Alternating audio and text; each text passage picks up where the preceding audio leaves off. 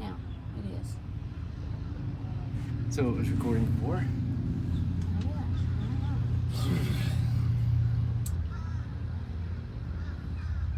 Go ahead. I don't know what I'm telling you. It's kind of a wrap up of the whole thing. Gotta go. Friday, we came down. We left home at 3 a.m. Yep. And we got down here probably at 9 o'clock. And we worked on the boat. Dan worked on the rudders. And what else did you do? Painted around the Through-hole Seacocks. fittings, yeah. through holes, and we did some cosmetic stuff, and then at 1 o'clock they were ready to put the boat in, and we just prayed that it went in successfully, and it did. And No leaks. no leaks. It was good. All was good. It was a little scary because I spent a little long time in here, longer than what you thought. Oh I should yeah, stay. yeah. I said, Dan, you're staying too long down there. And there was some water in one of the bottom holes, but he thinks that it came out of one of the drain tubes. Yeah. And he cleaned that up, and everything was good. And so we just kind of chilled for a little while, and then some neighbors walked up on their boat, and they were very concerned because we were laid out on the deck. They said, "Are y'all all right?" Yeah. And Dan said, "Yeah, we're just resting, well deserved." This whole weekend, what I thought would have been a fun weekend, was very stressful for me. Just making sure that everything was right. Typically, when I do stuff, there's always something missing. Something's not all the way complete, half cocked. And so I was kind of stressed out, making sure that, because once we put it in the water, it was like going to be another $500 to take it out and then put it back in again. So, and knowing that it's going to be in the water now for like 2 years, it was just, and I don't really have anybody to kind of go behind me and say, yep, that's good. So it was all in my head, just trying to make sure everything was okay. And it was. So, like I said, that day we had worked, we drove, 6 hours through the morning. I mean, we left early, and we were tired. And after we got it in, we just both of us stretched out on the sides and on the cockpit and just took a siesta. And it felt really good. I mean, we were out. Yeah. I think we went out 15, 20 minutes. Yeah. So, we got back up and got things together, and then spent the first night on the boat. Yeah. And we're in a sheltered area, so a marina tied to a dock, so it's no wave action or anything like that, and we slept very, very good, just as if we were on dry land. So next day was Saturday, and we were going to give it a test run. And We went to the hardware store. to get hoses and something else. Antifreeze. Antifreeze, because one side was low on antifreeze, one engine. So And we got a Christmas tree. and light. You had already got lights. Yeah, I got lights. So very scary. I mean, this is a big boat. Like, the biggest one I've been in is our 25 that I've driven, and it's totally different. This thing is so wide. Dan did very well. I was very impressed with his driving this boat. I wasn't even sure he could drive this boat, but he knew what he was doing. He docked it well.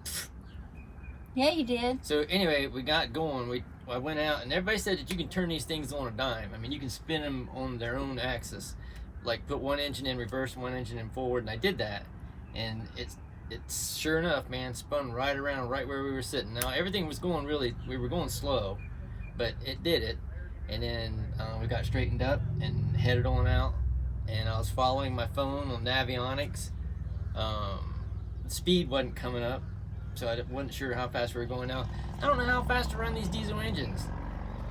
1,500 RPMs, 2,000 RPMs, 2,700 RPMs, 3,200. I have no idea. It's kind of like, you know, what sounds good. So we get out into the Intercoastal Waterway and we start going, following the markers. And there's a railroad bridge that we went through. I don't know, it's probably like 1.5 miles, 2 miles away. And we got to, on the way out, there were several boats that passed us. Fishing boats, sailboats, that kind of thing. And a couple of them, they got pretty close to the boat, and you could see their eyes go down to the side and look at the name of the boat. And then they'd look up at you and like, I like your name. I like the name of your boat. And I was like, thanks, you know. And then another boat came by, and you could see them again looking at it, and they waved. And then the guy in the back, captain, he gave me a thumbs up after he looked at the sign. Like, that's pretty cool. And then another fast moving boat came by. Now we were headed north, they were headed south, and they went by and going pretty good. And then you hear one of them, woohoo, kind of yelled out, like, you know, he saw the sign and thought that was pretty cool. So I was glad. It gave gave some people some chuckles. So that'll be fun going home with that. So we bought a thermoscan gun, infrared temperature sensor, and I had Sandra scanning the thermostat on the engines and the packing nut where the prop shaft goes through the hull. There's like cotton packing in there that's greased, and it keeps the water from coming in the boat and helps support the shaft. We were told that they had been replaced, and so we kept watching them, not knowing what the temperature should be. So Sandra kept pointing, and I'd have her call them out to me. What is it? What is it? What is it? And the thermostat was running right there where it comes out, that neck, that thermostat housing. It was like 150, 155, and it kind of settled there and stayed there. And then having her check the prop shaft, the packing nut, and one side was staying around 85 degrees, and the other side, the port side, was jumping on up to 100, 105, 110, 115. So I shut it down. I'm concerned about that. I got to call Jeff here at the marina and have him look at it or work on it or something before Wednesday. That's a concern. That has me nervous, stressed a little more.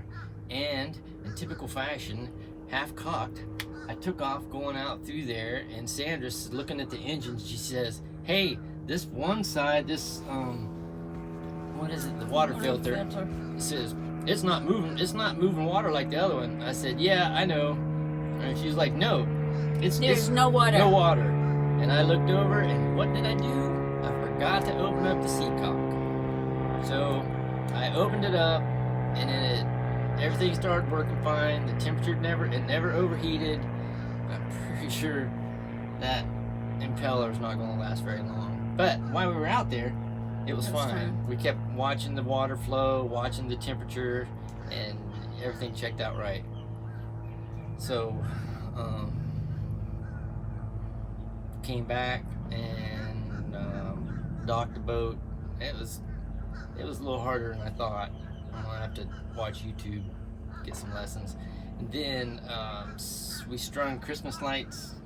I had Sandra jump out on docking, and she jumped out of the boat with a line, and then she tied the back cleat on, and then the front end of the boat was kind of drifting out, and I had to throw her the line, and then she tied the front cleat bow line on. So we made it. I just gotta laugh. I mean, I can't. Sometimes I get stressed and like it has to be just right, but sometimes I'm able to laugh at it. And that was good. So we strung the Christmas lights up. That was Sandra's project. I just helped her a little bit. A lot. And then she put her Christmas tree up on the front, tied it to the mast, and it was pretty. We took some pictures of it. we were the only one in the boatyard with lights on our sails. Yeah. Went to bed. Stressed Tried about to the get up prop shaft. to watch the launch. Oh, there was launch supposed to be of a rocket launch this morning at 4:04. Yeah. We set our alarm clocks, got up, and nothing happened. They had postponed it till tomorrow. Till Monday. Monday, so we missed. That's tomorrow. Yeah, it is tomorrow. So then it was. We went back to bed, slept till like 8, and got up and started cleaning up and getting ready for Thursday. I told Sandra I'm gonna need something, Valium or something, because I'm a nervous wreck. I just want to make sure we have everything together. He won't be right till we get back to South Carolina. What we need. Yeah, and I'm not sure we're gonna make it because there's a lot in the air right now. If Jeff has to work on the Hush. prop shaft, I mean, there's a possibility that, you know, I want somebody to take it back out to make sure that it runs okay. Our plan was to get here Wednesday night, spend the night, get up Thursday, and leave daybreak. But it might not happen. I mean, we might have to stay here, and then Jeff might have to get in the boat and ride out with us, and then make sure that the thing doesn't overheat. And, you know, I don't know what's going to happen, but we got to get it fixed because I don't know where else I could get it fixed back home. So we're packed up, the car's loaded up, and we just wanted to come back and give a wrap up of this weekend. This is the last weekend, yeah, that we'll be here. It's been Hopefully. fun. Yeah. Hopefully. So. All right. That's it. We'll give you another update later. Yep. Bye.